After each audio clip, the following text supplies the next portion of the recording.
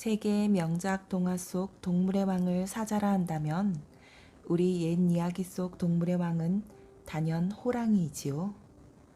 저는 호랑이 하면 거친 카리스마와 웅장한 기운 같은 것이 떠오른답니다.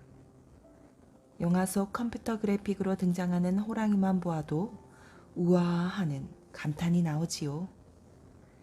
이제는 동물원에서나마 만날 수 있는 호랑이가 과거 우리나라에 아주 많이 살았다는 사실은 많이들 알고 계실 것 같습니다.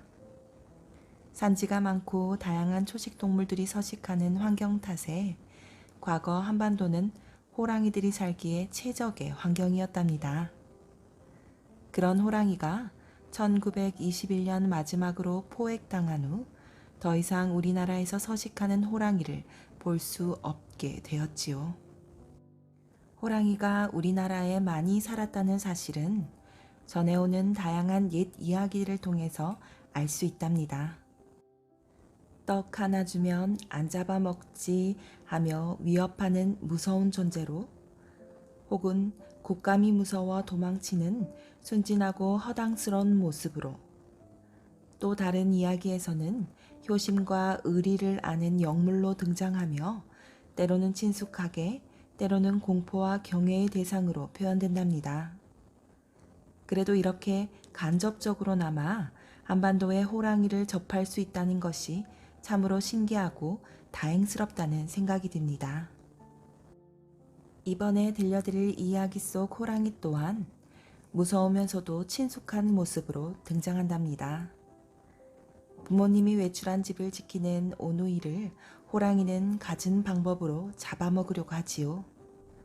하지만 오누이의 재치에 골탕을 먹는 모습은 웃음을 자아낸답니다. 호랑이가 우리나라 어딘가에 아무도 모르게 아직도 살고 있을 거란 혼자만의 상상을 하면서 오늘 이야기 들려드리겠습니다. 재미있게 들으시고 편안한 밤 되세요. 방앗지은 호랑이. 옛날 옛적 호랑이가 담배 피던 시절 외딴 산골에 집이 한 채 있었어요. 산골집에는 젊은 부부와 어린 남매가 도란도란 살고 있었지요. 하루는 부부가 먼 산 너머 친척집에 가게 되었어요. 부부는 집에 남아있을 아이들이 무척 걱정되었지만 너무 먼 곳이라 데리고 갈 수도 없었어요.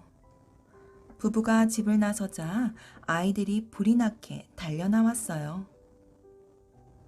말썽 피우지 않을게요. 우리도 데려가세요. 네? 하지만 부부는 아이들을 달래면서 말했지요. 얘들아, 너무 멀어서 같이 갈 수가 없구나. 대신 올 때 떡이랑 고기랑 맛있는 것을 많이 가져올 테니 집 잘 보고 있으렴. 부부는 아이들을 남겨두고 집을 나섰지요. 심심해. 뭐 재미난 일 없을까? 잠깐만 기다려. 오빠는 밖으로 나가 감자 한 소쿠리를 들고 왔어요. 아버지, 어머니가 구워 먹으라고 주고 갔거든요. 아이들은 화롯불에 감자를 놓고 굽기 시작했어요. 와, 맛있겠다. 동생이 신이 나서 소리쳤지요. 감자가 익는 맛있는 냄새가 방 밖으로 솔솔 퍼져나갔어요. 킁킁, 이게 무슨 냄새지? 어기적 거닐던 호랑이가 냄새를 맡고 검실검실 마을로 내려오고 있었어요. 킁킁, 여기로군. 마침 배가 고팠던 호랑이는 솔솔 풍기는 냄새를 따라 아이들이 있는 산골 집에 도착했지요. 호랑이가 집 안으로 들어와 방 안을 빠끔히 들여다보니 어린아이 둘이서 감자를 맛있게 구워 먹고 있는 거예요. 옳지, 잘 됐다. 감자도 빼앗아 먹고 아이들도 잡아먹어야지. 아이고, 신난다. 벅벅 벅벅 호랑이는 앞발을 내밀어 문고리를 잡으려고 했어요. 하지만 두툼한 호랑이의 앞발에 문고리가 쉽게 잡힐 리가 없지요. 벅벅 벅벅. 밖에서 나는 이상한 소리에 아이들이 깜짝 놀라 문틈으로 밖을 내다보았어요. 그랬더니 커다란 호랑이가 방 안으로 들어오려고 문을 벅벅 긁고 있는 게 아니겠어요?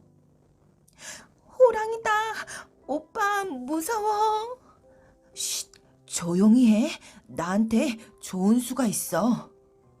오빠는 반지꼬리에서 바늘을 한 움큼 꺼내왔지요. 그러고는 방문 창호지에 바늘을 더듬더듬 찔러 놓았어요. 아무것도 모르는 호랑이가 다시 문을 열려고 앞발을 내밀었어요. 아, 따가워! 호랑이는 창호지에 박힌 바늘에 발바닥을 찔리고 말았지요. 너무 아파서 펄쩍펄쩍 공둥공둥 뛰었어요. 요놈들 이대로 물러설 수는 없지. 뭐 다른 방법이 없을까? 이리저리 궁리하던 호랑이 눈에 아궁이가 보였어요. 옳지. 저기로 들어가면 되겠군. 한참을 덜덜 떨던 아이들은 갑자기 밖이 조용해지자 궁금해서 견딜 수가 없었어요. 오빠, 호랑이가 갔나 봐. 잠깐 기다려. 내가 확인해 볼 테니까. 오빠는 의젓하게 말하고 문틈으로 밖을 내다봤지요. 아니, 이게 뭐예요? 호랑이가 아궁이 밖으로 꼬리만 내놓고 달랑달랑 흔들고 있는 게 아니겠어요. 아마도 호랑이가 아궁이로 들어가 구들장을 뚫고 방으로 들어가려나 봐요.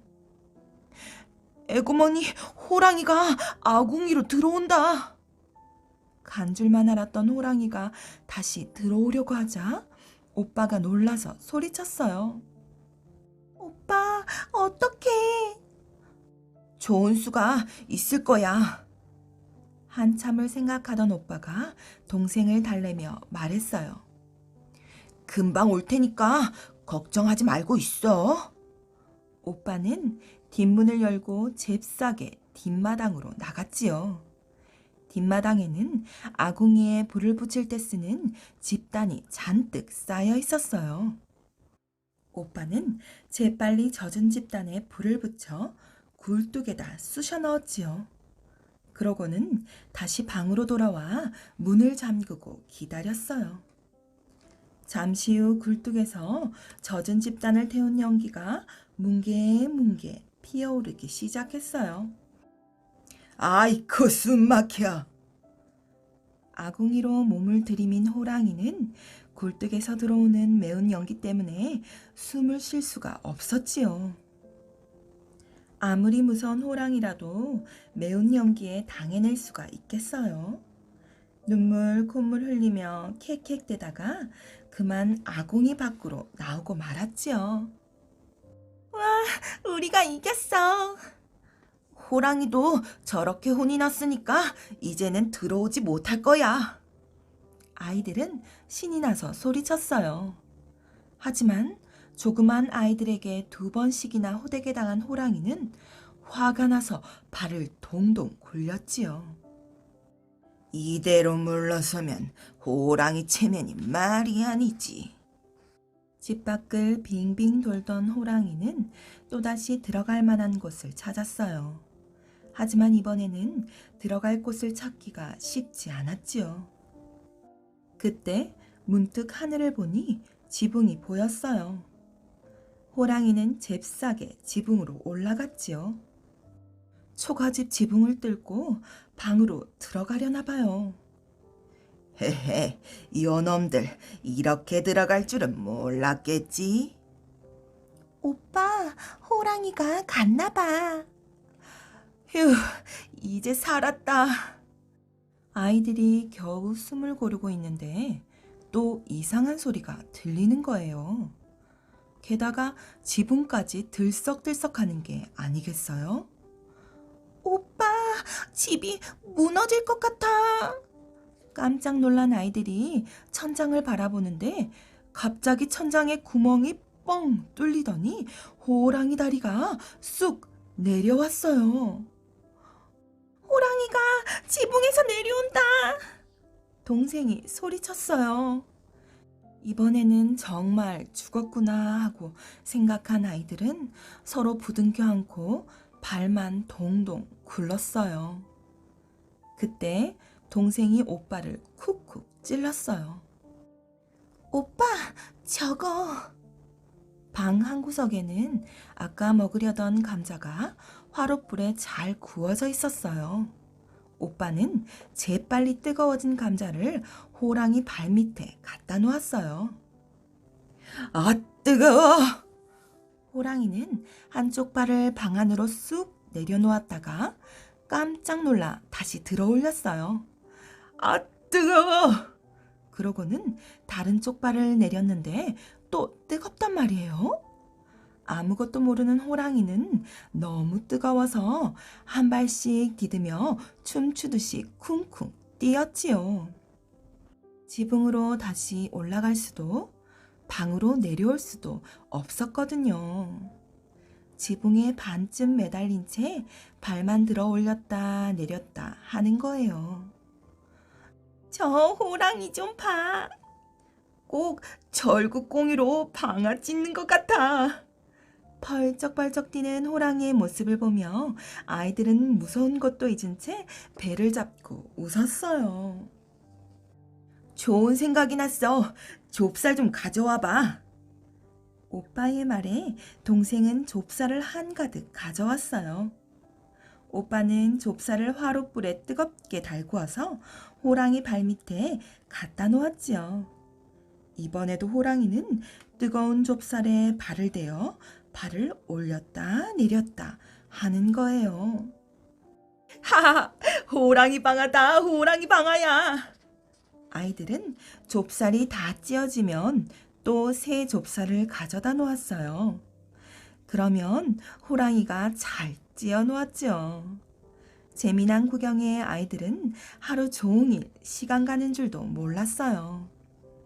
저녁 때가 되어 부부가 집에 돌아왔어요. 에구머니, 이게 뭐야? 부부는 드레드레 매달린 호랑이를 보고 깜짝 놀랐지 뭐예요.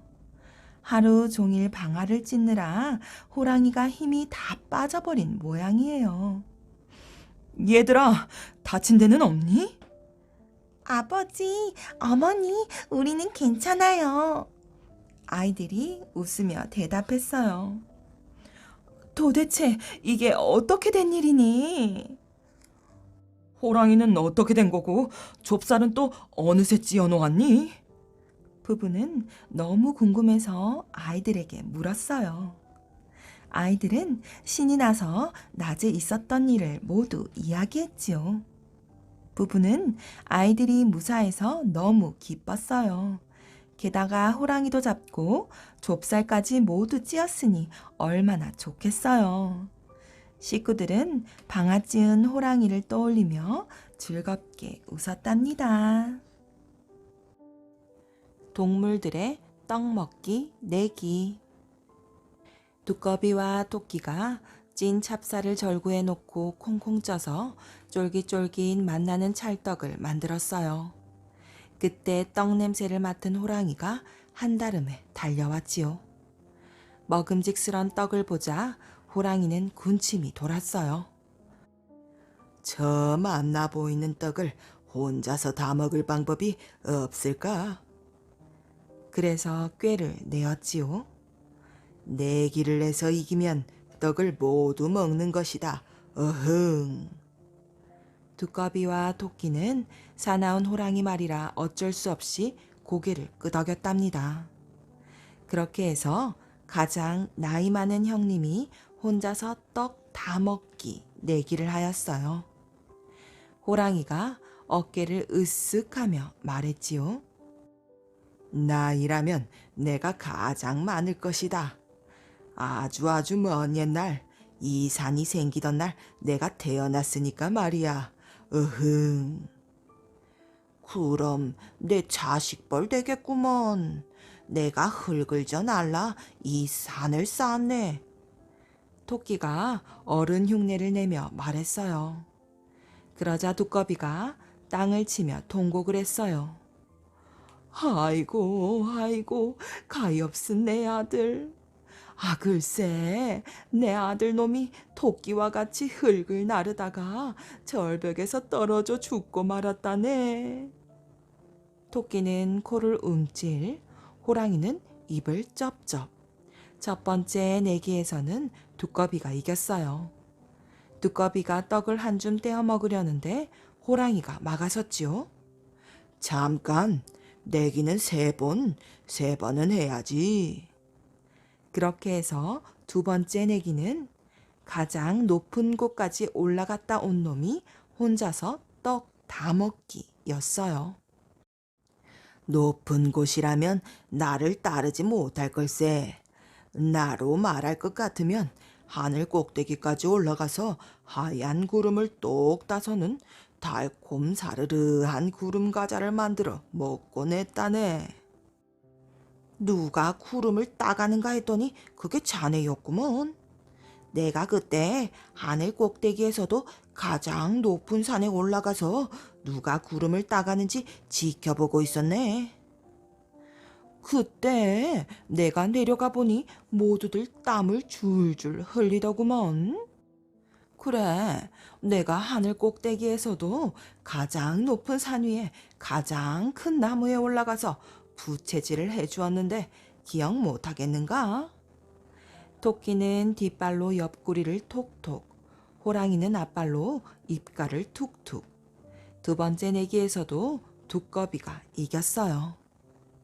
세 번째 내기는 가장 빨리 도착한 놈이 혼자서 떡 다 먹기였어요. 호랑이는 공중공중, 토끼는 깡총깡총, 젖먹던 힘까지 다 내어 달렸지요. 달리기라면 내가 최고지. 어흥, 이제 떡은 모두 내 차지다. 호랑이는 더 힘을 냈어요. 두꺼비가 제 꼬리에 매달려 온 것도 까맣게 모르고요. 도착 지점에 다다르자 두꺼비가 호랑이 꼬리에서 폴짝 뛰어내려 가장 먼저 달려갔어요. 이제들 도착하는군. 나는 아까 와서 잠깐 눈 좀 붙였다네. 이미 도착한 두꺼비가 눈을 껌뻑이며 말했어요. 토끼는 짧은 꼬리를 실룩, 호랑이는 긴 꼬리를 휙휙. 세 번째 내기에서도 두꺼비가 이겼지요. 이제 떡은 두꺼비 차지가 되었어요. 그런데 화가 난 호랑이가 갑자기 떡을 산 아래로 힘껏 떠밀면서 소리쳤어요. 아니야, 마지막으로 다시 한 번만 하자. 그래서 마지막 내기는 굴러가는 떡을 먼저 잡는 놈이 혼자서 떡 다 먹기였어요. 어흥, 이 내기에서는 두꺼비가 절대로 이기지 못할 거야. 그러고는 두꺼비가 꼬리를 잡지 못하게 꼬리를 휙휙 저으며 재빠르게 뛰어갔어요. 토끼도 얼른 그 뒤를 따라갔지요. 두꺼비만 뒤에서 어그적 어그적 어그적 어그적. 히히, 그놈 참 느리네. 이번에는 떡을 먹을 수 있겠구나. 호랑이와 토끼는 콧노래까지 부르며 달렸어요. 그런데 바로 그때 대굴대굴 대구르르 굴러가던 떡이 나뭇가지에 걸려 척 붙고 말았지요. 호랑이와 토끼는 그것도 모르고 달리고 또 달리기만 했어요. 떡을 먼저 잡으면 혼자 다 먹는 거라고 했겠다. 두꺼비는 떡을 쭉 떼어들고 오물오물 꼴깍, 오물오물 꼴깍 맛있게 먹었어요. 어찌나 많이 먹었던지 두꺼비의 두 눈이 쑥, 배가 뿔룩 튀어나왔지요. 두꺼비는 먹고 남은 떡을 등에 척 붙이고는 어그적 어그적 산을 내려왔어요. 이보게들, 내가 떡을 남겨왔네. 어서들 들게나. 두꺼비 등에 찐득찐득 눌러붙은 떡에는 진흙이 덕지덕지, 파리가 앵앵, 쇠똥이 철퍼덕, 지렁이가 꿈틀꿈틀 달라붙어 있었어요. 호랑이와 토끼는 떡을 먹고 싶은 생각이 뚝 떨어졌답니다.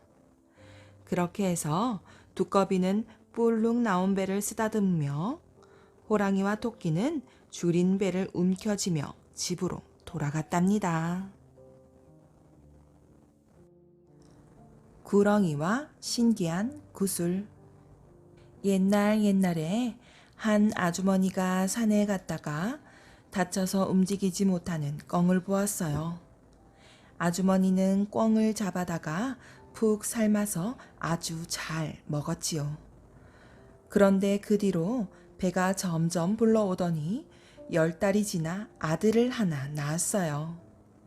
어느덧 이 아들이 쑥쑥 자라서 장가를 가게 되었지요. 각신의 집에 가려고 고개를 넘는데 커다란 구렁이가 앞을 떡 가로막는 거예요. 이놈, 이제 너를 잡아먹어야겠다. 아니, 왜 하필 날 잡아먹겠다는 거냐? 옛날엔 내가 다 잡아놓은 꿩을 네 어미가 가져가 버렸다. 내 꿩을 먹고 너를 낳았으니 이제 내가 너를 잡아먹어야겠다. 난 지금 장가들러 가는 길인데 이렇게 잡아먹히면 얼마나 억울하냐. 그러니 장가나 한번 들게 해다오. 아들이 하도 딱한 얼굴로 사정을 하니 구렁이가 말했지요. 그러면 네가 장가 들고 돌아오는 길에 잡아먹겠다. 이렇게 해서 아들은 각신의 집에 가서 결혼을 했지요. 그런데 각시가 보니 신랑이 한숨만 푹푹 내쉬는 거예요. 왜 그러십니까? 무슨 걱정거리라도 있으십니까? 각시가 묻자 신랑은 오던 길에 구렁이를 만난 이야기를 해주었어요. 뭐 그깟 일로 걱정하십니까? 제가 다 알아서 할 터이니 아무 걱정 마십시오. 각시는 걱정 말라며 신랑을 안심시켰어요. 사흘이 지나 신랑과 각시가 함께 신랑네 집으로 돌아갈 날이 되었어요. 두 사람이 고개에 이르자 아니나 다를까 구렁이가 떡 버티고 서 있어요. 자, 이제 널 잡아먹어야겠다. 그러자 각시가 그 앞을 가로막으며 소리쳤어요. 내 놈이 내 신랑을 잡아먹으면 나는 혼자서 어찌 살란 말이냐. 내 신랑을 잡아먹고 싶거든 내가 평생 먹고 살 것을 내놓고 잡아먹어라. 그 말에 구렁이는 잠시 머뭇거리더니 입을 쩍 벌려 칵칵 하고는 큼지막한 구슬을 하나 토해냈어요. 구렁이가 그걸 각시한테 주면서 말했지요. 예따, 이 구슬 하나면 평생 잘 먹고 잘 살 거다. 각시가 그걸 받아 요리조리 살펴보니 구멍이 4개가 뚫려 있었어요. 아니, 이 구슬을 가지고 어떻게 잘 먹고 잘 살란 말이냐. 그러자 구렁이가 꼬리 끝으로 구멍을 하나씩 가리키며 말해주었어요. 이 구멍은 밥 나와라 하면 밥이 나오는 구멍이고, 이 구멍은 옷 나와라 하면 옷이 나오는 구멍이고, 이 구멍은 돈 나와라 하면 돈이 나오는 구멍이다. 자, 이만하면 평생 잘 먹고 잘 살 수 있지 않겠느냐. 그런데 나머지 구멍 하나는 뭔지 말해주지 않는 거예요. 각시가 구렁이에게 물었지요. 나머지 하나는 무슨 구멍이냐? 그건 몰라도 된다. 나머지 구멍 하나도 마저 알려다오. 그렇지 않으면 절대 못 비킨다. 구렁이는 한참을 망설이다가 하는 수 없이 입을 열었어요. 이 구멍은 미운 놈한테 대고 너 죽어라 하면 죽는 구멍이다. 이 말을 들은 각시는 얼른 그 구멍을 구렁이한테 대고 소리쳤어요. 내 신랑 잡아먹으려는 너야말로 세상에서 가장 밉다. 너 죽어라. 그랬더니 정말 구렁이가 그 자리에서 푹 쓰러져 죽고 말았어요. 이렇게 해서 신랑은 구렁이에게 잡아먹히지 않고 신기한 구슬도 얻어 각시와 함께 아주 잘 먹고 잘 살았대요.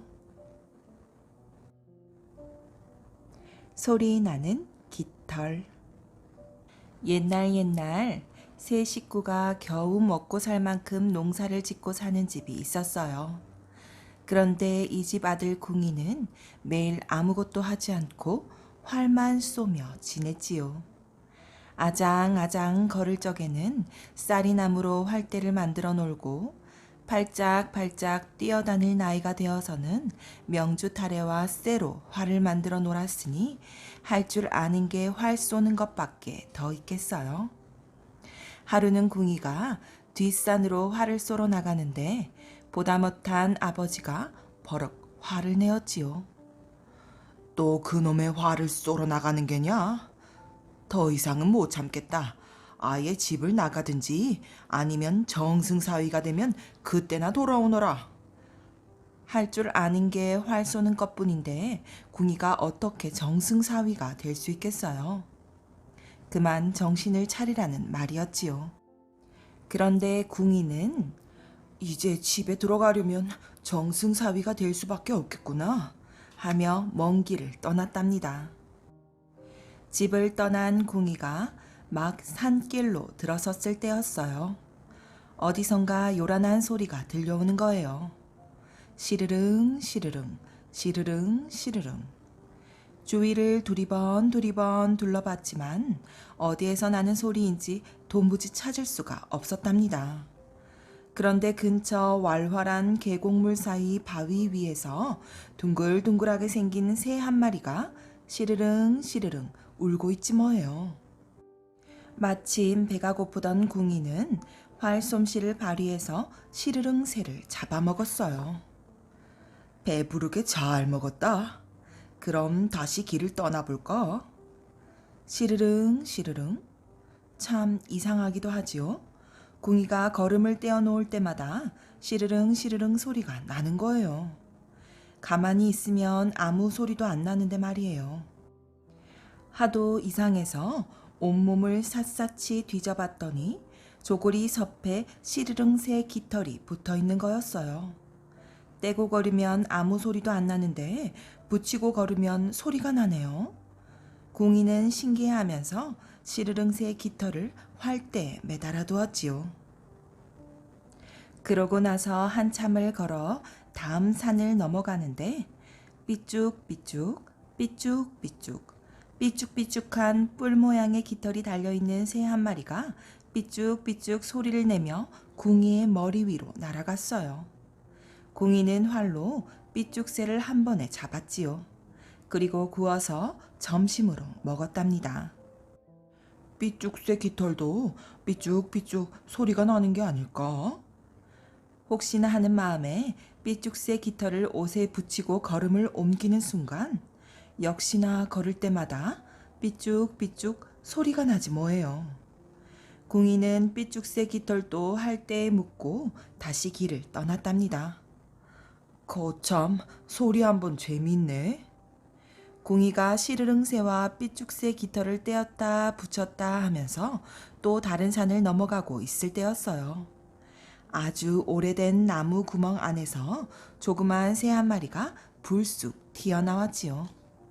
마치 노랑 저고리에 빨간 치마를 입은 것처럼 아주 고운 새였어요. 그 새가 푸드덕 날아서 옹달 샘가에 앉았는데 한라뽕 한라뽕 소리를 내지 뭐예요. 그래, 이 새의 깃털에서도 소리가 날 거야. 궁이는 얼른 화살을 꺼내서 한라뽕 새를 잡아 깃털을 활대에 묶었지요. 이제 궁이는 시르릉새, 삐쭉새, 한라뽕새의 깃털을 벗삼아 한양의 정승집을 찾아갔답니다. 드디어 궁이는 한양에서 제일 아리따운 딸이 있다는 정승집에 도착했어요. 이리 오너라. 궁이는 온 동네가 떠나갈 듯 우렁찬 목소리로 호령을 했지요. 하인들이 나와 보니까 이게 뭐예요? 꾀재재한 떡거머리 하나가 고래고래 소리를 지르고 있는 게 아니겠어요? 썩 꺼지지 못해? 너 같은 놈이 올 곳이 아니야.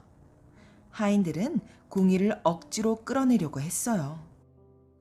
그러자 궁이는 화살을 꺼내 가장 힘이 셀 것 같은 하인의 옷을 냅다 화살로 깨버렸지요. 그러고는 휘휘 활기를 치며 대문 안으로 들어갔답니다. 시끄러운 소리에 정승이 내다보니까 활솜씨가 꽤 쓸만한 듯 했어요. 사냥을 나갈 때 데리고 다니면 좋겠다는 생각이 들었지요. 우리 집 머슴으로 받아줄 테니 내 사냥이나 도와라. 그때부터 궁이는 정승집의 머슴이 되었고 가끔 정승이 사냥 나갈 때 따라 나가 활을 쏘면서 지내게 되었답니다. 이제는 사위가 될 일만 남았구나. 궁이는 이렇게 계획을 세우면서 정승집의 사위가 될 기회를 엿보았지요. 그런데 정승집 사위가 되기가 그리 쉽겠어요? 머슴이 된 지 1년이 넘도록 정승 딸의 얼굴 한번 보지 못했는걸요. 더 이상 안 되겠구나 생각한 궁이는 곰곰이 방법을 찾아보았어요. 그러고는 정승 딸이 일주일에 한 번씩 절에 갈 때를 이용하기로 했지요. 정승 딸은 절에 가기 전에 새 옷으로 갈아입고 평상시에 입는 옷은 가지런히 개어 윗목에 놓는 습관이 있었어요. 궁이는 정승 딸이 절에 간 사이에 개어놓은 속치마 밑단 속에다 소리나는 깃털 3개를 꿰매 놓았지요. 정승 딸이 절에서 돌아오자 정승 집에서는 난리가 났어요. 정승 딸이 걸을 때마다 시르릉, 삐쭉, 한라뽕 하고 이상한 소리가 났거든요. 이제 절은커녕 산책을 하러 앞마당에도 나갈 수가 없었지요. 정승 딸은 시름시름 앓더니 자리에 눕고 말았답니다. 용하다는 점쟁이도 의원도 아무 소용이 없었어요. 결국 정승은 한양 곳곳에 방을 붙였지요. 딸의 병을 고쳐주는 사람을 사위로 삼고 전 재산을 물려주겠노라고요. 이런 해괴한 일이 제게 방법이 있기는 한데. 궁이는 얼씨구나 신이 나서 정승에게 말했지요. 방법이 있다니. 정승은 머슴이지만 궁이가 딸의 병을 고쳐주기만 하면 정말로 사위로 삼고 재산을 다 줘도 좋을 것만 같았어요. 능청스럽게 정승 딸의 병에 대해 다 듣고 난 궁이는 심각한 표정으로 말했어요. 제가 한번 고쳐보겠습니다. 전에 저희 마을에서도 이런 병을 앓던 처자가 있었으니까요. 정승은 궁이에게 기대를 걸어보기로 했답니다. 궁이가 꾸민 일이라는 사실을 까맣게 모르고 말이에요. 네가 내 딸의 병을 고치겠다고 했겠다. 병을 고치면 나도 약속을 지키겠으나 만일 못 고칠 경우에 네 목숨은 내 것이다. 알겠느냐? 정승은 으름장을 놓았지요. 내일이면 정승의 딸을 볼 수 있다는 생각에 궁이는 가슴이 콩닥콩닥 뛰었답니다. 하지만 속치마 밑단에 있는 깃털을 어떻게 떼내야 할지 걱정이었지요. 궁이는 한참을 고민한 끝에 기막힌 방법을 찾아냈어요. 다음날 아침 궁이는 정승 딸을 한참 동안 진맥하는 척하더니 마침내 입을 열었답니다. 모두 아씨 방에서 나가 주십시오. 그리고 방 안으로 빛이 들어오지 못하게 창과 문을 모두 가려 주십시오. 방 안에는 촛불 하나만 켜야 합니다. 그런 다음 아씨 방 앞에서 정화수를 떠놓고 눈을 감고 열심히 비세요. 정승은 걱정이 되기도 했지만 다른 방법이 없으니 궁이의 말대로 하기로 했지요. 방에는 궁이와 정승 딸만 남게 되었어요. 먼저 눈을 감으시고 이불 속에서 속치마를 벗어서 저에게 주십시오. 절대로 눈을 떠서는 안 됩니다. 궁이의 말에 정승딸은 눈을 꼭 감고 속치마를 벗어서 궁이에게 주었지요. 궁이는 주문을 외우고는 얼른 속치마 밑단에서 깃털 하나를 떼어 촛불에 태웠답니다. 그러고는 정승딸에게 다시 속치마를 주었어요. 이제 한번 걸어보세요.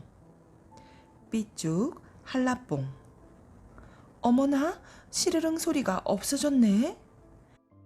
정승딸은 물론이고 식구들 모두 신이 나서 궁이를 잘 대접했답니다. 궁이는 을밋을밋 며칠을 그냥 보내었어요. 그런데 궁이는 왜 한 번에 다 고쳐주지 않았을까요? 한꺼번에 고쳐주면 정승의 마음이 변해서 약속도 지키지 않고 궁이를 그냥 내쫓을 수도 있으니까요. 그래서 일부러 시간을 끌면서 딸의 병을 고칠 수 있는 사람은 자기밖에 없다는 것을 알리려는 속셈이었지요. 이제 두 번째 깃털을 떼내도 되겠지? 정승딸은 기다렸다는 듯이 지난번처럼 속치마를 벗어주었어요. 궁이는 이번에도 중얼중얼 주문을 외우면서 순식간에 삐죽새 깃털을 떼어 촛불에 태워버렸지요. 한라뽕 한라뽕. 그랬더니 이제는 한라뽕 소리만 나는 거예요. 정승집에서는 큰 잔치가 벌어졌어요. 한라뽕 소리만 없애면 되니까 이제 딸의 병을 다 고친 거나 다름없다고 생각했거든요. 궁이는 지난번보다 더 극진한 대접을 받고 정승도 슬슬 혼인 준비를 시작했답니다. 드디어 궁이는 마지막 한라뽕새의 깃털을 떼주었어요. 이렇게 해서 궁이는 정승의 사위가 되어 아름다운 색시를 가마에 태우고 집으로 돌아갈 수 있었지요. 아버지 말씀대로 정승 사위가 되어 돌아왔습니다. 나와보세요. 아버지는 진짜 정승의 사위가 된 궁이의 모습에 눈이 동그래졌어요. 활만 쏠 줄 알았던 궁이가 철이 들어서 아리따운 색시와 함께 돌아왔으니 말이에요. 이후로 궁이는 아들, 딸 많이 낳고 효도하며 오래오래 살았답니다. 참새와 파리. 멀고도 먼 옛날의 일이랍니다. 참새 한 마리가 마을 근처를 짹짹거리며 날아다니고 있었어요. 아이고 배고파. 짹짹짹. 참새는 어제 저녁부터 아무것도 먹지 않아 배에서 쪼르륵 소리가 났지요. 그때 어디선가 윙 하는 소리가 들렸어요. 오, 방금 눈앞을 휙 스치고 날아간 게 뭐지? 참새는 눈을 동그랗게 뜨고 둘러보았어요. 옳거니 살이 통통 오른 파리로구나. 참새는 날개를 팔락이며 날아가 파리를 발로 꽉 잡았어요. 이크, 넌 누구냐? 갑작스럽게 참새에게 잡힌 파리가 놀라 소리쳤지요. 나는 참새님이시지? 참새는 호들갑을 떨며 대답했어요. 참새면 참새지 어째서 아무 잘못도 없는 나를 잡아먹으려는 거냐? 파리는 지지 않고 붕붕댔어요. 뭐? 잘못이 없다고? 참새는 고개를 갸우뚱거리며 멈칫했어요. 내 잘못이 뭔지 말해줘. 그때 가서 잡아먹어도 되잖아. 간신히 참새 발에서 풀려난 파리가 참새에게 대들었어요. 네 잘못을 말해달라고?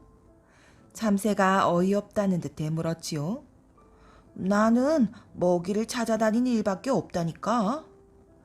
좋아. 그렇다면 네가 어떤 잘못을 저질렀는지 가르쳐주지. 참새는 침을 꼴깍 삼키며 말했어요. 너는 더러운 쓰레기나 똥 위에 앉았다가 먹는 음식물 위에 내려앉아 사람들에게 나쁜 병을 옮기잖아. 참새가 큰 소리로 말했어요. 아, 그건... 파리가 변명을 하려고 더듬더듬 말을 꺼냈지요. 또 있어. 자고 있는 사람들 얼굴이나 팔뚝을 기어다녀 잠자는 걸 방해하지. 아, 그건... 파리는 참새한테 마냥 질 수는 없다고 생각했어요. 하지만 참새 너도 나보다 낫진 않잖아. 파리는 날개를 파르르 떨며 분해서 어쩔 줄 몰라 했어요. 내가 어때서? 참새도 지지 않고 대들었지요. 너는 사람들이 애써 농사지은 벼나다를 훔쳐먹잖아. 파리가 큰 소리로 말했어요. 아, 그건 또 있어. 너는 아무 죄가 없는 벌레들을 하루에도 수십 마리나 잡아먹어. 아, 그건... 참새와 파리는 서로 제가 옳다며 말다툼을 벌였지요. 한참 뒤 참새에게 좋은 생각이 났어요. 싸우지 말고 똑똑한 까치 할아버지께 물어보기로 하자. 그래, 좋아. 참새의 말에 파리도 고개를 끄덕였어요. 참새와 파리는 까치 할아버지를 찾아가 그동안의 일을 이야기했지요. 다 듣고 난 까치 할아버지가 고개를 끄덕이며 입을 열었어요. 자기의 흉을 모르고 남의 흉만 보니 둘 다 잘못이 많구나. 잠새부터 종아리를 걷어라. 까치 할아버지는 회초리로 참새의 종아리를 때리기 시작했어요. 애구 아파라 깡충, 애구 아파라 깡충. 참새는 그때 맞은 종아리가 너무도 아파 지금까지도 깡충깡충 뛰어다니는 거랍니다. 파리는 어떻게 되었을까요? 파리는 아빠를 싹싹 빌며 용서를 빌었어요. 잘못했습니다. 싹싹싹. 잘못했습니다. 싹싹싹. 그때부터 파리는 내려앉기만 하면 아빠를 모아 싹싹 빌게 되었답니다. 변신, 경쟁. 옛날 어느 곳에 한 아이가 살았는데 집이 하도 가난해서 남의 집 머슴살이를 한다고 집을 떠났지요. 아이는 가다가 어떤 부잣집이 있어서 머슴살이를 하겠다고 말했어요. 그러자 주인 영감이 물었지요. 너 글을 읽을 줄 아느냐? 네, 조금 압니다. 그러자 영감은 글을 아는 아이는 안 된다며 문을 쾅 닫아버렸어요. 아이는 이리저리 떠돌아다녔지만 머슴살이 할 집이 마땅히 없었지요. 그래서 다시 그 부잣집을 찾아가 문을 두드렸어요. 주인 영감은 아이를 몰라보고 다시 물었지요. 너 글을 읽을 줄 아느냐? 아니요, 모릅니다. 그러자 영감은 아이더러 머슴살이를 하라고 말했어요. 어느 날 영감이 밖에 나가면서 아이에게 책 하나를 건네주며 잘 지키라고 말했지요. 아이는 무슨 책인지 궁금해서 읽어보았어요. 그런데 책 속에는 변신하는 법이 가득 적혀 있는 거예요. 아이는 그 책을 읽어 내려가며 변신하는 법을 알게 되었어요. 아이가 마지막 장까지 다 읽고 막 책을 덮으려는데 영감이 그걸 보았지요. 영감은 화가 나서 아이에게 달려들었어요. 아이는 얼른 새가 되어 집으로 날아갔지요. 영감도 새가 되어 아이를 쫓아갔답니다. 아이는 집에 오자마자 어머니에게 말했어요. 어떤 영감이 와서 저를 찾거든 모른다고 하세요. 그러고는 얼른 송아지가 되어 외양간에 들어가 있었지요. 곧바로 영감이 오더니 어머니에게 아이가 어디 있는지 대라고 했어요. 어머니는 모른다고 딱 잡아댔지요. 그러자 영감이 말을 하지 않으면 죽인다는 거예요. 어머니는 할 수 없이 아이가 송아지가 되어 외양간에 있다고 말했어요. 영감은 송아지를 외양간에서 끌고 나왔어요. 그런데 갑자기 송아지가 꿩이 되어 푸드덕 날아가네요. 영감은 얼른 매가 되어 꿩을 쫓아갔지요. 그러자 꿩은 목화가 되어 목화 따는 처녀 품속으로 날아들었어요. 이를 본 영감은 처녀한테 품속에 있는 목화를 내놓으라고 했지요. 처녀는 품속에 목화가 없다고 딱 잡아댔어요. 그러자 영감이 목화를 안 내놓으면 죽인다는 거예요. 처녀가 할 수 없이 품속에서 목화를 꺼내는데 목화가 갑자기 깨가 되어 땅으로 떼구르륵 굴러떨어졌어요. 영감은 재빨리 닭이 되어 깨를 콕 쪼아 먹으려 했지요. 그러자 깨는 얼른 고양이가 되어 닭을 콱 물어 죽였어요. 이렇게 해서 아이는 무사히 집으로 돌아왔대요. 개미와 물새와 메뚜기. 옛날에 개미하고 물새하고 메뚜기하고 셋이 친구가 돼서 날마다 같이 놀았대요. 하루는 개미가 한턱 크게 낸다면서 물새랑 메뚜기를 들로 데려갔지요. 마침 점심때가 되어 한 아주머니가 광주리에 밥이랑 국이랑 반찬을 잔뜩 담아 머리에 이고는 지나가는 거예요. 개미는 얼른 아주머니 다리로 기어올라 허벅지를 콱 깨물었지요. 아주머니는 깜짝 놀라 광주리를 떨어뜨렸어요. 그 바람에 밥이랑 국이랑 반찬이 죄다 땅으로 쏟아졌지요. 개미랑 물새랑 메뚜기는 땅에 쏟아진 음식을 배불리 잘 먹었답니다. 이번에는 물새가 한턱 크게 낸다면서 개미랑 메뚜기를 연못가로 데려갔어요. 물새는 연못에서 물고기를 잔뜩 잡아왔지요. 개미랑 물새랑 메뚜기는 배불리 잘 먹었어요. 그러자 메뚜기가 자기도 한턱 크게 낸다면서 물고기를 잡겠다고 물속으로 퐁 뛰어들었어요. 그랬더니 커다란 붕어가 메뚜기를 덜컥 집어삼켰지요. 붕어 뱃속으로 들어간 메뚜기는 캄캄하고 숨이 막혀서 이리 뛰고 저리 뛰고 몸부림을 쳤지요. 그 바람에 붕어는 배가 아파서 파닥거리다가 지쳐서 물 위로 둥둥 떠올랐어요. 개미랑 물새는 메뚜기를 기다리다가 붕어가 물 위에 떠 있는 것을 보았어요.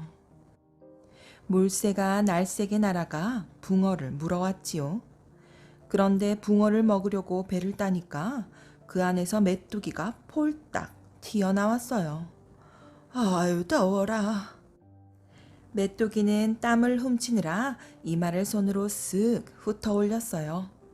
그 바람에 메뚜기 이마가 홀딱 벗겨졌지요. 자, 개미야 물새야, 내가 붕어 잡아왔으니까 어서들 먹어. 야, 메뚜기, 이게 어떻게 네가 잡은 거야? 이 붕어는 내가 잡았어. 물새는 화가 나서 입을 쭉 빼물다가 입이 점점점 기다랗게 늘어났대요. 개미는 벗겨진 메뚜기 이마와 기다래진 물새입이 너무나 우스웠어요. 그래서 허리를 쥐고 깔깔깔 웃다가 허리가 그만 잘록해졌대요. 노래하는 상제와 춤추는 중. 옛날에 마음이 아주 착하고 어진 임금님이 있었어요. 임금님은 백성들을 매우 아끼고 사랑했지요. 자나깨나 어떻게 하면 백성들을 잘 보살필까 하는 생각뿐이었답니다. 하루는 깜깜한 밤중에 몰래 궁궐을 나갔어요. 백성들이 사는 모습을 직접 눈으로 보고 싶었거든요.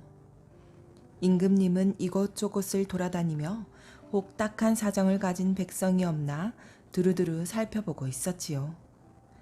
바로 그때 어디선가 장구 소리와 함께 노랫소리가 들리는 거예요. 아니, 한밤중에 웬 노랫소리일까? 임금님은 가만히 귀를 기울이며 소리가 나는 쪽으로 발길을 옮겼어요. 다 쓰러져가는 조그만 오막사리에서 나는 소리였지요. 방 안에서는 구슬픈 노랫소리와 함께 희미한 불빛이 가물가물 새어나오고 있었답니다. 임금님은 살금살금 문 앞으로 다가갔어요. 그러고는 뚫어진 문구멍을 통해 방 안을 엿보았지요. 그 순간 임금님은 깜짝 놀라서 눈이 휘둥그레지고 말았답니다. 귀신에게 홀린 게 아닐까 의심이 들 정도였지요. 방 안에서는 아주 이상한 풍경이 벌어지고 있었거든요. 무슨 풍경이었냐고요? 방 한 구석에서 노인이 술상을 앞에 두고 흑흑 흐느껴 울고 있었지요. 그런데 더욱 이상한 것은 그 앞에서 상복을 입은 젊은이가 장구를 치며 노래하고 중처럼 보이는 여인은 그 장단에 맞추어 덩실덩실 춤을 추고 있는 거예요. 이처럼 희한한 광경을 보고 놀라지 않을 사람이 누가 있겠어요. 임금님은 주춤주춤 뒤로 물러나 골똘히 생각에 잠기었지요. 젊은이가 상복을 입은 것을 보면 상을 당한 게 분명한데 노인이 우는 앞에서 노래를 하고 있으니 참으로 이상하군. 더군다나 여자 중은 춤까지 추고 있으니. 임금님은 고개를 갸웃거리며 곰곰이 생각해봤지만 도저히 그 까닭을 알 수가 없었답니다. 점점 더 궁금해진 임금님은 마침내 헛기침을 하며 주인을 불렀어요. 어험, 안에 주인 계시오. 잠시 후 방문이 삐거덕 열리며 젊은이가 얼굴을 내밀었어요. 니신지요? 지나가던 나그네인데 잠시 쉬어갈 수 있겠소? 젊은이는 잠깐 망설이듯 하더니 곧 방으로 안내했어요. 집이 많이 누추합니다. 그래도 괜찮으시다면 들어오시지요. 임금님은 자리에 앉아 방 안을 휙 둘러보았지요. 첫눈에 보아도 아주 보잘것없고 가난한 살림이었답니다. 임금님은 조심스럽게 입을 열었어요. 실은 제가 이곳을 지나다가 우연히 방 안을 보게 되었소. 무언가 사연이 있는 듯한데 무슨 사연인지 여쭈어도 되겠습니까? 젊은이는 머쓱한 얼굴로 고개를 돌리고 머리를 깎은 여자 중도 부끄러운 듯 말이 없었지요. 그러자 노인이 옷소매로 눈물을 훔치며 말했어요. 아까 장구를 치고 노래를 부른 사람은 내 아들이고 춤을 춘 사람은 내 며느리올시다. 더욱 궁금해진 임금님은 노인에게 바짝 다가가 앉았어요. 그런데 도대체 무슨 사연으로? 노인이 긴 한숨을 내쉬며 말했지요. 오늘이 이 늙은 어미의 환갑날이라오. 그런데 보시다시피 집이 가난하여 술 한 병, 고기 한 근 살 돈이 없지 않겠소. 생각다 못해 며느리가 머리카락을 잘라서 팔아 그 돈으로 이렇게 잔치상을 차린 거라오. 임금님이 이제야 알겠다는 듯 고개를 끄덕이자 노인이 계속 말을 이었어요.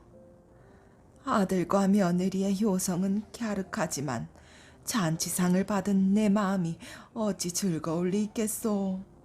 나도 모르게 서름이 복받쳐 울고 있으니 나를 즐겁게 하려고 아들이 장구를 치며 노래를 부르고 며느리는 춤을 춘 것이라오. 노인의 이야기를 들은 임금님은 가슴이 찡했어요. 아들과 며느리의 지극한 효성과 눈물겨운 사연에 감동을 받았지요. 임금님은 어떻게든 이들을 도와주고 싶었어요. 그래서 젊은이에게 넌지시 물었지요. 보아하니 젊은이는 공부를 많이 한 것 같은데 어찌하여 벼슬을 하지 않고 이리도 가난하게 사시오. 저는 지금 아버지께서 돌아가신 후 3년상을 치르느라 바깥 출입을 함부로 할 수 없습니다. 게다가 과거 시험에는 공부를 많이 한 선비들이 구름처럼 몰려드는데 합격하기가 어디 쉬운 일이겠습니까? 그렇다면 언제 3년상이 끝나게 돼요? 올 가을에 끝납니다. 그러자 임금님이 젊은이의 손에 돈을 쥐어주며 말했어요. 올해 가을쯤엔 나라에서 과거 시험이 있다고 하니 이 돈을 노자로 하여 꼭 시험을 보시오. 아마 젊은이라면 꼭 합격할 것이라 믿소. 어느덧 가을이 되었어요. 정말로 나라에서는 과거 시험이 있다고 했지요. 이 소식을 들은 노인이 아들에게 말했어요. 얘야, 그 나그네의 말이 신기하게 들어맞는구나. 이번에 과거를 보면 왠지 좋은 일이 생길 것 같으니 꼭 시험을 보려무나.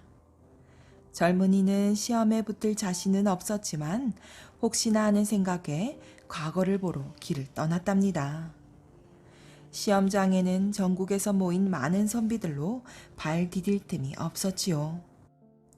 선비들은 삼삼오오 어울려 무슨 문제가 나올까 미리 점쳐보기도 했지요. 두고 보시오. 아까 내가 말한 것이 꼭 시험에 날 테니까. 그 중에는 잘난 체하며 허풍을 떠는 사람도 있었답니다. 젊은이는 초조한 마음으로 조용히 시험을 기다렸어요. 드디어 시험 문제가 발표되었어요. 그런데 그 순간 시험장은 찬물을 끼얹은 듯 일시에 조용해졌답니다.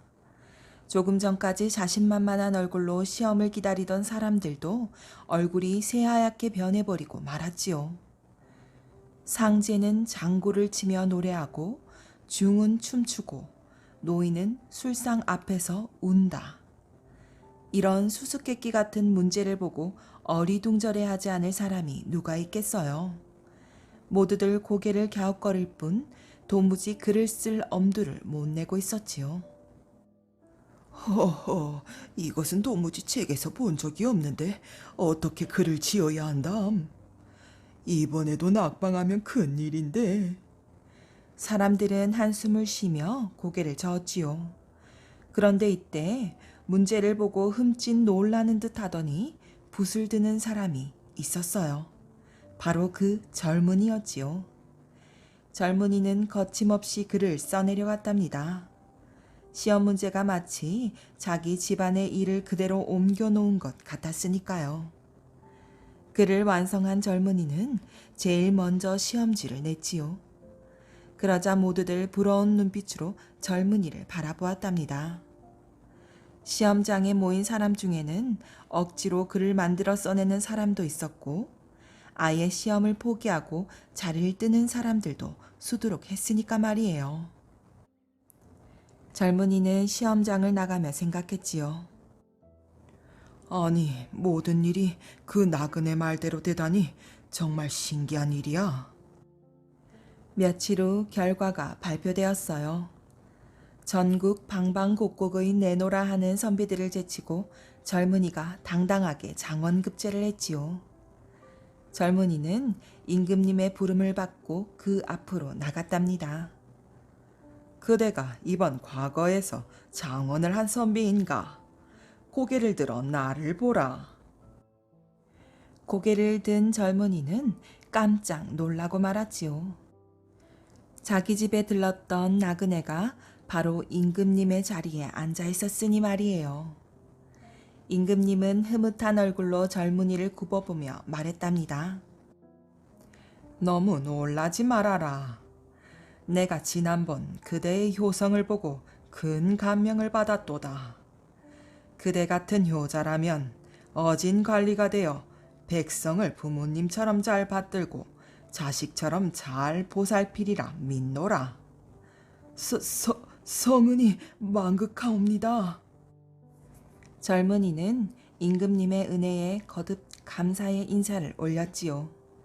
그 후 젊은이는 훌륭한 벼슬아치가 되어 어머니를 더욱더 정성스레 모시고 행복하게 잘 살았더래요. 꽁지 닷발, 주둥이 닷발. 옛날 어느 마을에 홀어머니와 오누이가 살았어요. 하루는 어린 동생이 뒷산에서 놀고 있는데 꽁지 닷발, 주둥이 닷발 되는 커다란 새가 집 쪽으로 날아가는 거예요. 어린 동생은 놀라서 얼른 집으로 뛰어갔지요. 그런데 그 커다란 새가 집 마당에 있는 엄마에게 덥석 달려들더니 엄마를 잡아먹고 날아가 버렸어요. 어린 동생은 새파랗게 질려서 엉엉 울었지요. 글방에서 돌아온 오빠가 이 모습을 보고 물었어요. 왜 그러니? 무슨 일이야? 꽁지 닭발, 주둥이 닭발 되는 새가 엄마를 잡아먹었어. 뭐라고? 당장 그놈의 새를 잡으러 가자. 오누이는 고춧가루와 바늘쌈을 챙겨들고 엄마의 원수를 갚으러 길을 떠났어요. 한참을 가다 보니 모 심는 할아버지가 있었어요. 할아버지, 할아버지, 꽁지 닭발, 주둥이 닭발 되는 새가 어디 사는지 아세요? 이 모를 다 심고 정성껏 길러서 다 걷어주면 가르쳐주마. 오누이가 모를 다 심고 정성껏 길러서 다 거두어주자 할아버지가 말했어요. 저 고개 넘어 담배밭에서 벌레 잡는 아주머니한테 물어보려무나. 오누이가 고개를 넘어가 보니 담배밭에서 벌레 잡는 아주머니가 있었어요. 아주머니, 아주머니, 꽁지 닭발, 주둥이 닭발 되는 새가 어디 사는지 아세요? 이 벌레들을 다 잡고 담뱃잎을 다 따다 말려서 창고에 켜켜이 쌓아주면 가르쳐주마. 오누이가 벌레들을 다 잡고 담뱃잎을 다 따다 말려서 창고에 켜켜이 쌓아주자 아주머니가 말했어요. 저 산 너머 숲에서 나무하는 아저씨한테 물어보려무나. 오누이가 산을 넘어가 보니 숲에서 나무하는 아저씨가 있었어요.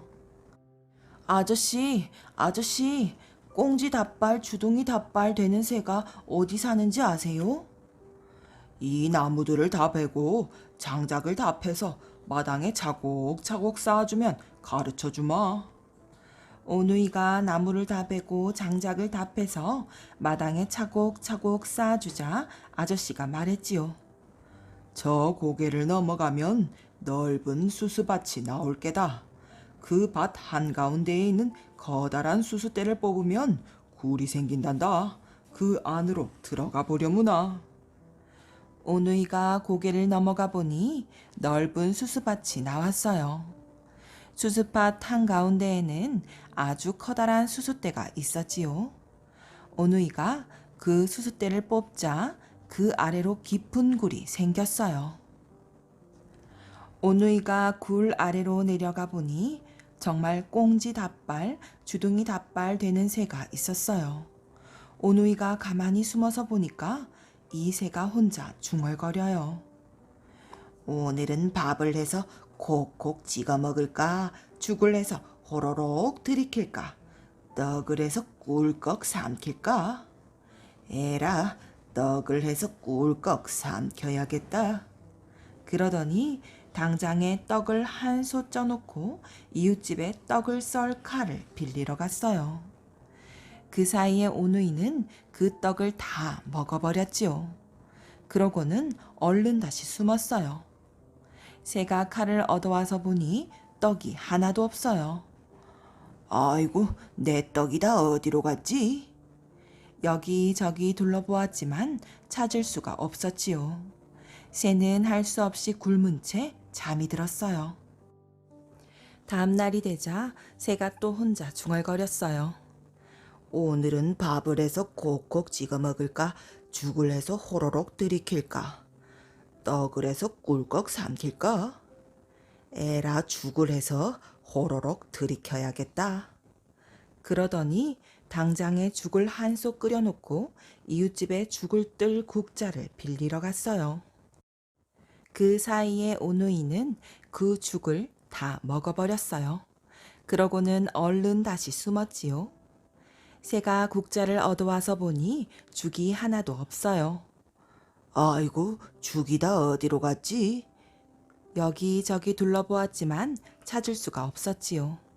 새는 할 수 없이 또 굶은 채 잠이 들었답니다. 다음 날이 되자 새가 또 혼자 중얼거렸어요. 오늘은 밥을 해서 콕콕 찍어 먹을까? 죽을 해서 호로록 들이킬까?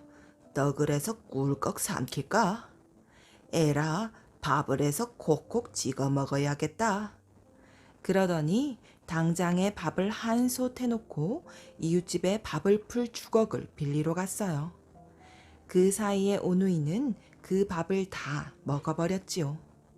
그러고는 가져갔던 고춧가루를 방바닥에 훌훌 뿌리고 마룻바닥에는 바늘을 쫙 깔아 놓았어요. 그런 다음 부엌으로 가서 숨었지요. 새가 주걱을 얻어와서 보니 밥이 하나도 없어요. 아이고, 밥이 다 어디로 갔지? 여기저기 둘러보았지만 찾을 수가 없었지요. 아이고, 배고파라. 오늘도 그냥 자야겠네. 새는 기운이 없어 방바닥에 벌러덩 드러누웠어요. 그런데 눕자마자 소리를 질러요. 아이고, 매워라. 눈물도 줄줄, 콧물도 줄줄, 매워서 못 자겠네. 에라, 마루에 가서 자야겠다. 새는 마룻바닥에 벌러덩 드러누웠어요. 그런데 눕자마자 또 소리를 질러요. 아이고, 따끔거려. 벼룩이 무나 빈대가 무나 따가워서 못 자겠네. 에라, 가마솥 안에서 자야겠다. 그러면서 새는 가마솥 안으로 들어갔어요. 그 순간 오누이는 얼른 뛰어나와 솥뚜껑을 덮고 큰 돌로 꽝 눌러 놓았지요. 그러고는 아궁이에 불을 활활 뗐어요. 처음에 불을 떼니까 새가 이렇게 말해요. 아, 따뜻하다, 따뜻해. 그런데 자꾸자꾸 불을 떼니까 소리를 고래고래 질러요. 아이고, 뜨거워라. 왜 이렇게 뜨거운 거야? 오누이는 신이 나서 자꾸자꾸 불을 뗐지요. 마침내 꽁지 닷발, 주둥이 닷발 되는 새는 바싹 타서 시꺼먼 재가 되고 말았어요.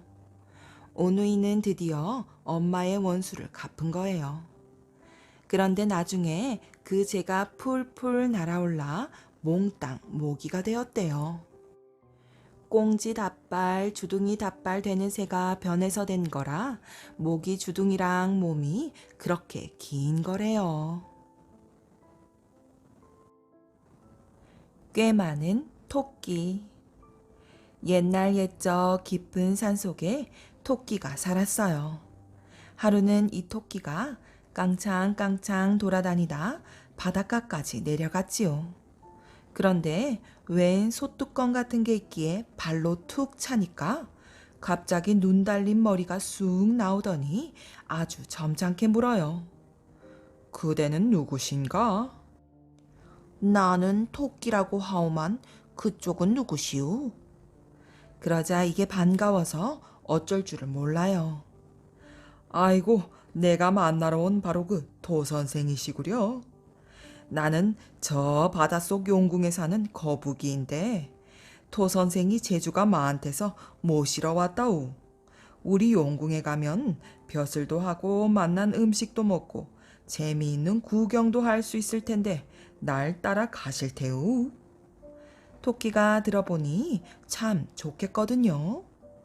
아, 그럼 가고 말고 어서 갑시다. 토끼는 신이 나서 얼른 거북이 등에 올라탔어요. 거북이는 토끼를 태우고 바닷속으로 들어갔지요. 그런데 용궁 가까이에 오자 갑자기 거북이가 사나운 얼굴을 하며 토끼를 콱 붙들어요. 네, 이놈 토끼야. 우리 용왕님에게 병이 나셨는데 토끼간을 먹으면 낫는다고 해서 널 데려온 것이다. 아뿔싸, 토끼는 그제야 거북한테 속은 줄 알았지요. 이제 죽었구나 하는데 토끼 눈이 깜짝깜짝하며 깨가 나와요. 에구, 이를 어쩌나. 원래 토끼는 한 달에 한 번 간을 꺼내 사흘 동안 햇볕에 말리는데 마침 엊그제 간을 꺼내어 산골짝 바위에다 널어뒀지 뭐요. 용왕님께 드리려면 다시 산에 가서 가져오는 수밖에 없지. 그러자 거북이는 얼굴빛이 새파래져서 얼른 토끼를 태우고 다시 땅으로 올라갔지요. 토끼는 바다에서 나오자마자 거북이 등에서 훌쩍 뛰어내리더니 냅다 거북이를 발로 차면서 소리쳤어요. 이 답답 소뚜껑아, 토끼가니 토끼 몸속에 있지 어디 있누? 그러고는 깡창깡창 산골짜기로 달아나 버렸지요. 죽은 토끼 간다, 산 토끼 간다. 토끼는 죽을 뻔하다 살아난 게 어찌나 좋던지 이 산 저 산으로 깡창깡창, 이 꼴짝 저 꼴짝으로 깡창깡창 신이 나서 뛰어다녔어요. 그러다 고사리 덤불을 지나는데 훌떡 그만 나무꾼이 놓은 덫에 걸리고 말았지요. 에고 겨우 살아났더니 또 죽게 생겼네. 그러면서 토끼가 앙앙 우는데 마침 쉬파리떼가 지나가는 거예요. 그걸 보자 토끼 눈이 깜짝깜짝하며 또 깨가 나와요. 보시오 쉬파리님, 내 몸에다 쉬 좀 잔뜩 쓸어주. 쉬파리야 어디든 쉬를 쓸어야 하니까 그러겠다고 했지요. 토끼는 온몸이 금세 쉬투성이가 됐어요. 조금 있으니 덫을 놓은 나무꾼이 왔지요. 나무꾼이 군침을 꿀꺽 삼키며 토끼를 꺼내는데 이때다 하고 토끼가 3년 모아둔 도토리 방귀를 스르륵 끼었어요. 에구구구 그놈 냄새 한번 고약하네. 게다가 온몸이 쉬투성이고 걸린 지 오래돼서 복삭 썩었구먼. 나무꾼은 토끼를 획 집어던지고 그냥 가버렸어요. 죽은 토끼가 간다, 산 토끼가 간다. 토끼는 죽을 뻔하다 살아난 게 어찌나 좋던지 이 산 저 산으로 깡창깡창, 이 꼴짝 저 꼴짝으로 깡창깡창 신이 나서 뛰어다녔어요. 그러다 볕 좋은 바위에서 한잠 자려고 누웠는데 휙 그만 독수리한테 채이고 말았지요. 에고 겨우 살아났더니 또 죽게 생겼네. 그러면서 앙앙 우는데 토끼 눈이 깜짝깜짝하며 또 깨가 나와요. 거참 나 죽는 건 아깝지 않은데 보물주머니가 아깝네. 그러자 독수리가 궁금해서 물었어요. 보물주머니라니 그게 뭐냐? 아, 내가 얼마 전에 용궁을 갔다가 얻어온 건데 열기만 하면 온갖 고기가 꾸역꾸역 나오는 주머니라우. 그 말을 듣고 독수리는 보물주머니가 탐이 났지요. 토끼야, 그 보물주머니를 나다오. 그러시오. 나야 이제 죽을 몸이니 소용도 없지. 산골짝 바위 굴 안에 두었으니 그리로 가봅시다. 토끼는 독수리 발에 잡힌 채 굴 안으로 들어갔어요. 그러고는 잊지도 않은 보물주머니에 손이 안 닿는다고 끙끙거렸지요. 조금만 더 들어가면 닿겠는데. 자, 이만큼이면 됐느냐? 아니, 조금만 더. 자자, 이만큼이면 됐느냐? 아니, 조금만 더. 그러다 독수리는 발에 힘이 빠져 그만 토끼를 놓치고 말았어요. 토끼는 좁디 좁은 굴 안으로 쏙 달아나며 소리쳤어요.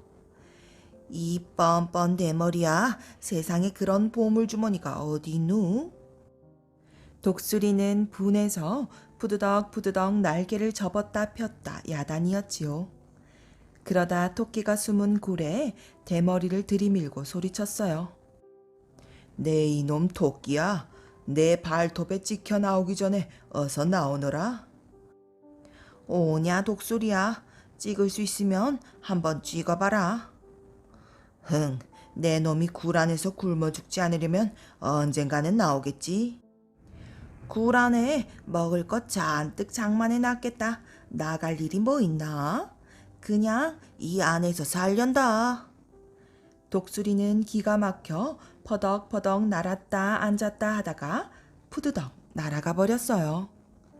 토끼는 살금살금 굴 밖으로 기어나와 독수리가 있나 없나 땅에서 하늘까지 살폈지요. 그러고는 죽은 토끼가 간다, 산 토끼가 간다 하며 신나게 노래를 부르고 깡창깡창 숲속으로 뛰어갔대요. 황새의 재판. 옛날 아름다운 숲속 새들이 모여 사는 마을이 있었어요. 새들은 아침에 눈을 뜨자마자 고운 소리로 노래를 불렀지요. 그러던 어느 날이었어요. 따오기, 뻐꾸기, 꾀꼬리 셋이 모여 앉았어요. 제일 먼저 따오기가 으쓱거리며 노래를 부르기 시작했지요. 따옥, 따옥, 따따옥. 뻐꾹, 뻐꾹, 뻐뻐꾹. 따오기에 이어 뻐꾸기가 노래를 부르자 꾀꼬리도 흥겹게 노래를 불렀어요. 꾀꼴, 꾀꼴, 꾀꾀꼴. 참 아름다운 목소리야. 곁에서 새의 노래를 듣고 있던 까마귀와 공작새가 부러운 듯 말했지요. 그러자 따오기가 귀를 쫑긋하며 물었어요. 내 노래 말이니? 아니야, 내 목소리를 칭찬한 거라고. 뻐꾸기가 으스대며 끼어들었어요. 무슨 소리야? 내 노래는 마을에서 다들 알아준다는 걸 너희는 모르니? 꾀꼬리까지 셋은 악을 쓰며 다투었어요. 그 바람에 까마귀와 공작새가 놀라서 훌쩍 날아가 버렸지요. 누구의 목소리가 제일 고운지 다른 새에게 물어보자. 꾀꼬리가 의견을 말했어요. 좋아. 그런데 누구한테 물어보는 게 좋을까? 따오기가 고개를 끄덕이며 말했어요. 내일 황새에게 물어보는 게 어때? 황새는 똑똑하고 영리하잖아. 뻐꾸기의 말에 꾀꼬리와 따오기도 그렇게 하기로 결정했어요. 집으로 돌아가 목총을 거르던 따오기는 은근히 걱정이 되었어요. 꾀꼬리와 뻐꾸기의 목소리에 질 것만 같았지 뭐예요. 어떻게 해야 내 목소리가 제일 곱다는 말을 들을 수 있을까? 황새에게 예쁜 꽃을 꺾어다 주어볼까? 따오기는 고개를 잘래잘래 흔들었어요. 멋진 헝겊을 물어다 주면 좋아할까? 그것도 아닌 것 같았어요. 그때 따오기 배에서 꼬르륵 꼬르륵 소리가 들렸어요. 그래, 무엇보다 맛있는 음식이 제일이야. 따오기는 곧 황새가 좋아하는 개구리, 우렁이, 두꺼비, 거머리, 지며느리, 딱정벌레를 잔뜩 잡았어요. 여보세요, 황새님 계세요? 깜깜한 밤이 되어 따오기는 황새네 집 문을 두드렸어요. 따오기가 이 밤중에 무슨 일이지? 어리둥절한 황새에게 따오기는 먹을거리가 든 바가지를 내놓았어요. 내일 꾀꼬리와 뻐꾸기 저 그렇게 셋이 누구 목소리가 제일 고운지 시합을 하기로 했답니다. 그래? 황새님, 부디 제 목소리가 제일 곱다고 말씀해 주세요. 따오기는 고개를 조아리며 부탁했어요. 그래, 알았다. 돌아가 있거라. 이튿날 날이 밝자 꾀꼬리, 뻐꾸기, 따오기 셋이 황새네 집에 모였어요. 셋 가운데 꾀꼬리가 먼저 목청을 가다듬고 노래를 불렀지요. 꾀꼴 꾀꼴 꾀꼴꼴. 그러고는 황새가 뭐라고 말할지 기다렸어요. 네 목소리는 곱고 아름답지만 가벼워 안 되겠다. 다음에는 뻐꾸기가 앞으로 나섰어요. 뻐꾹 뻐꾹 뻐뻐꾹 뻐꾹. 뻐꾸기도 열심히 노래를 불렀어요. 네 목소리는 은은하지만 걱정이 많아 보이는 게 안 되겠다. 황새는 긴 목을 옆으로 흔들며 말했어요. 끝으로 따오기가 목청을 가다듬었어요. 자, 노래를 불러보거라. 황새가 큰 소리로 말했어요. 따옥 따옥 따옥 따옥. 따오기 목소리는 집이 떠나갈 정도로 크고 시끄러웠어요. 네 목소리는 너무 크구나. 그러나 황새는 곧이어 말했어요.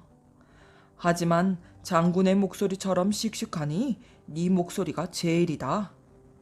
그 말에 따오기는 기뻐서 어쩔 줄 몰라 했어요. 따옥 따옥 따옥 따옥 따옥 따옥 신이 난 따오기는 목소리가 나오지 않을 때까지 울고 또 울었더랍니다.